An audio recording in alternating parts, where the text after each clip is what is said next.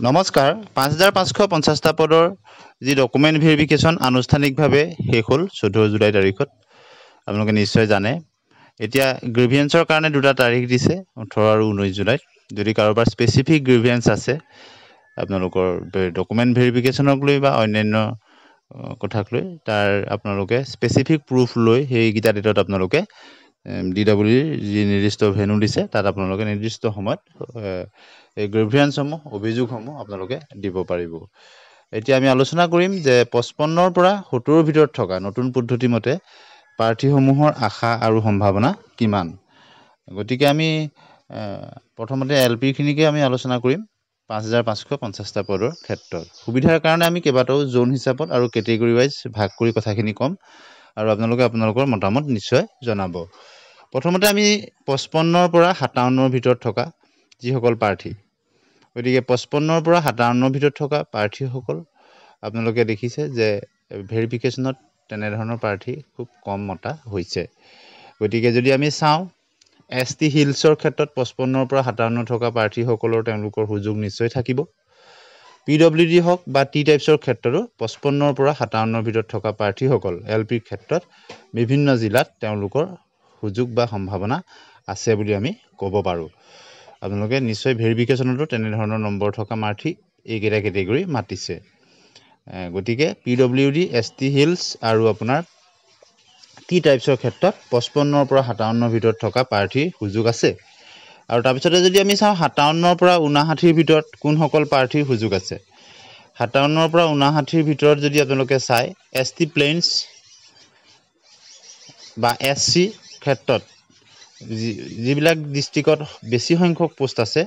গতিকে 57ৰ পৰা 59ৰ ভিতৰত থকা সেই প্ৰাৰ্থীসকলৰ সুযোগ আছে গতিকে 59ত থকা OBC প্ৰাৰ্থীও বহুতক মাতিছে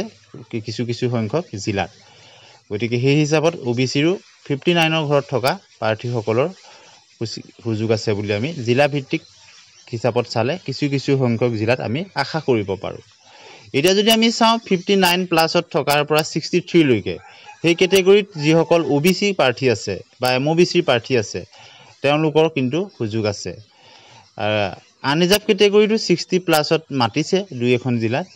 গতিকে দুই এখন জিলাত এই 60 পৰা 63 ভিতৰত থকা আনৰিজাৰ্ভ প্ৰাৰ্থী মাতিছে আৰু প্ৰায় সৰহসংখ্যক জিলাতে 62 প্লাসত থকা আনৰিজাৰ্ভ কেটেগৰি প্ৰাৰ্থীসকলক মাতিছে গতিকে আনৰিজাৰ্ভৰ ক্ষেত্ৰত LPত যথেষ্ট 60 প্লাসত থকা প্ৰাৰ্থীসকলৰ তেওঁলোকৰ সুযোগ আছে বুলি আমি ক'ব পাৰোঁ গতিকে জিলা ভিত্তিক বিশ্লেষণৰ কাৰণে আপোনালোকে কিছু সময় অপেক্ষা কৰিব যেহেতু আৰু বেছি দিন ৰ'ব নালাগে আপোনালোকৰ প্ৰভিজনেল মেৰিট লিষ্টবিলাক প্ৰকাশেই পাব গতিকে ডকুমেণ্ট ভেৰিফিকেশ্যনত মতা প্ৰাৰ্থীসকলৰ কমেণ্টৰ ভিত্তিত আপোনালোকক এইখিনি কথা আমি কৈছোঁ এতিয়া যদি আমি চাওঁ আপাৰ প্ৰাইমেৰী ক্ষেত্ৰত কিন্তু আপোনালোকে 55 57ত বৰ আশা নকৰাই ভাল গতিকে তাত আমি একেবাৰে আৰম্ভ কৰিব লাগিব 57 to 60 ভিতৰত থকা 57 to 60 ভিতৰত থকা আপোনালোকে যদি দেখে 57 to 60 ভিতৰত বা 56ৰ হয়তো দুই এক হ'ব পাৰে যেনে ST হিলছ বা তেনে ধৰণৰ প্ৰাৰ্থী বা টি টাইপছৰ ক্ষেত্ৰতে হওক তেওঁলোকৰ লেছ দেন 60 আপোনালোকৰ থকা প্ৰাৰ্থীও তেওঁলোকৰ আহিব PWDৰ ক্ষেত্ৰতো দুই এখন জিলাত অহাৰ সম্ভাৱনা আছে কিন্তু খুব কম সংখ্যক প্ৰাৰ্থীহে লেছ দেন 60ত তেওঁলোকে বিভিন্ন জিলাত কেটেগৰি অহাৰ সম্ভাৱনা আছে এক্সেপ্ট ST হিলছৰ কিন্তু 60 তলত থকাও বহু প্ৰাৰ্থী তেওঁলোকৰ নাম আহে বা অহাৰ সম্ভাৱনা আছে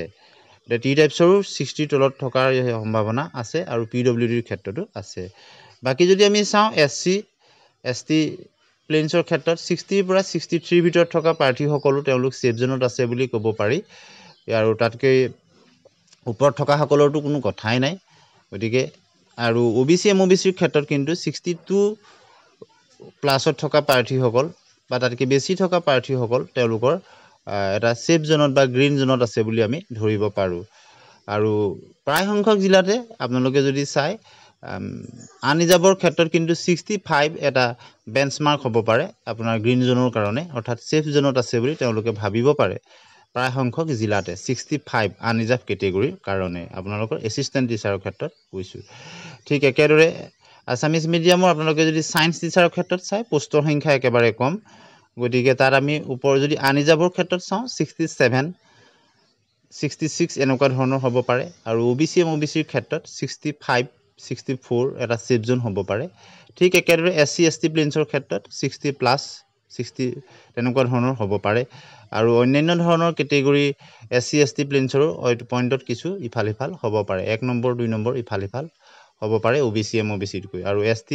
হিলছ আৰু PWD আৰু T টাইপছৰ ক্ষেত্ৰত কমিব আটাইতকৈ কম হ'ব ST হিলছৰ ক্ষেত্ৰতে আপোনালোকে নিশ্চয় জানে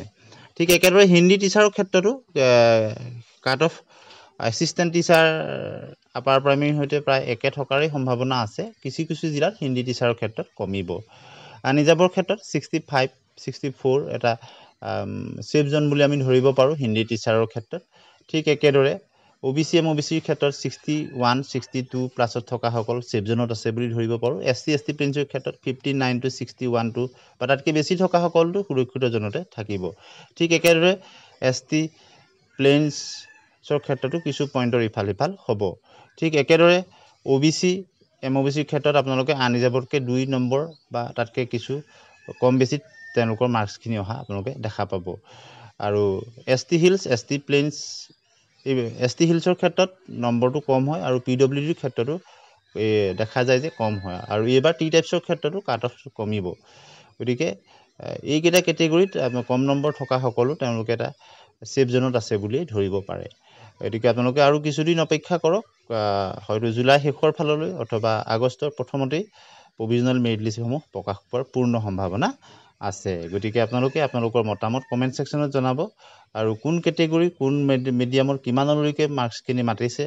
আপোনালোক ভেৰিফাই কৰি আহিছে আপোনালোকে জনাব পৰৱৰ্তী সময়ত আমি আৰু তথ্যভিত্তিক কিছু বিশ্লেষণ আগবঢ়াম এইখিনি বিশ্লেষণ আমি পূৰ্বৰ আপোনালোকৰ কমেণ্টসমূহৰ ভিত্তিত আৰু বিভিন্ন মেধাতাৰী প্ৰাৰ্থীৰ লগত হোৱা আমাৰ বিভিন্ন পোলৰ জৰিয়তে এইখিনি কথা আপোনালোকক আগবঢ়ালোঁ আৰু ভিডিঅ'টো শেষলৈকে চোৱাৰ কাৰণে ধন্যবাদ